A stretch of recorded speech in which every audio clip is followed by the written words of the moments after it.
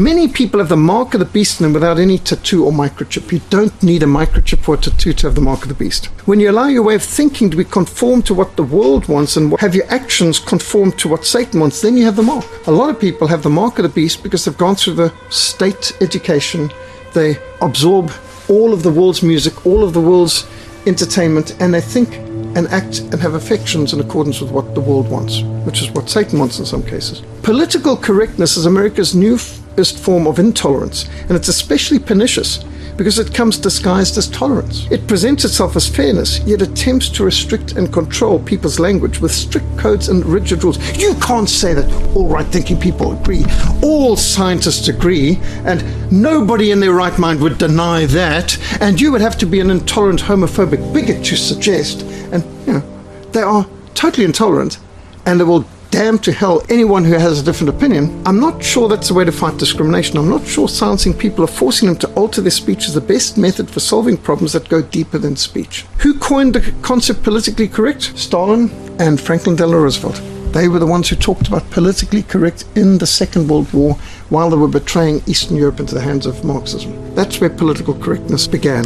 Aldous Huxley in 1932 published A Brave New World, and this book describes a future state of human slavery where people live carefree lives in a technologically advanced society subdued by drugs, bombarded with endless stimulations and distractions. 1932. How did he see this coming? Albert Einstein said, "I fear the day that technology will surpass our human interaction. The world will then have a generation of idiots." Imagine people sitting in a magnificent art gallery in front of some of the greatest art, and what are they doing? LOL and whatever on social media. What is going on in people's minds?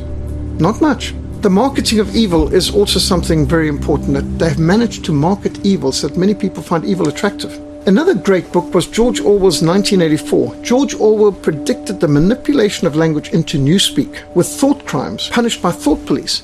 The Ministry of Truth uses lies and propaganda to distort all information, news, entertainment, education, and the arts. The Ministry of Plenty controls rationing and ensures starvation. The Ministry of Peace ensures perpetual war, and the Ministry of Love tortures, terrifies, and crushes all dissent and resistance. 1948 he wrote that, predicting about 1984, because he could really see this was happening in Stalin's Soviet Union and throughout all of Eastern Europe. In fact, this has come to a large part of our world too, including making people disappear down a memory hole if they commit treason, heresy, and blasphemy to the New World Order by saying something that they shouldn't. And basically what you've got right now is a whole lot of people trying to remove the foundational pillars of Western civilization by removing Christianity, and the consequences for that are catastrophic and will continue to be even more catastrophic. David Rockefeller famously said, "All we need is the right major crisis, and the nations will accept the New World Order." The right major crisis. I remember in the 60s, we're going to run out of oil in 10 years. In the 70s, we're going to have an ice age in the next 10 years. And that was a big thing. When I was at school, ice age. Ice age is coming. We're going to be under ice in Rhodesia. Serious, that's what they were saying. In the 80s, acid rain's going to destroy all crops within 10 years. In the 90s, the ozone layer will be destroyed in 10 years. Don't you remember that? The ozone layer is going, and we're all going to be burnt to a crisp. But there's just what did they start in the 2000s? The ice caps will go on in 10 years. By 2012, there'll be no ice at the North and South Pole. Al Gore was saying that. Remember? So none of these catastrophes happened, but all of them resulted in vastly more taxes, vastly more regulation, a lot less freedom. So when they come up with whatever it is, it doesn't matter what the crisis is, I don't actually believe them. Because Time magazine, The Big Freeze, The Cooling of America, How to Survive the Coming Ice Age, 1977, How to Win the War on Global Warming. Now, when the same group of experts claimed it was global cooling in 1977, now claim it's global warming, you can see why we are skeptical. Professor R.J. Rushdoony said men prefer an order that permits sin and forbids freedom. They see God's law as tyranny because it's a control on sin, whereas they prefer controls on freedom and a license to sin. Reverend Ola Stegan said at the youth conference a few years ago, "You youngsters know nothing about freedom. The only freedom the ANC has given you is the freedom to go to hell. Destroyed your life, destroyed your freedom, bombarded you with all these evils, and you call it freedom." Said, this is not freedom.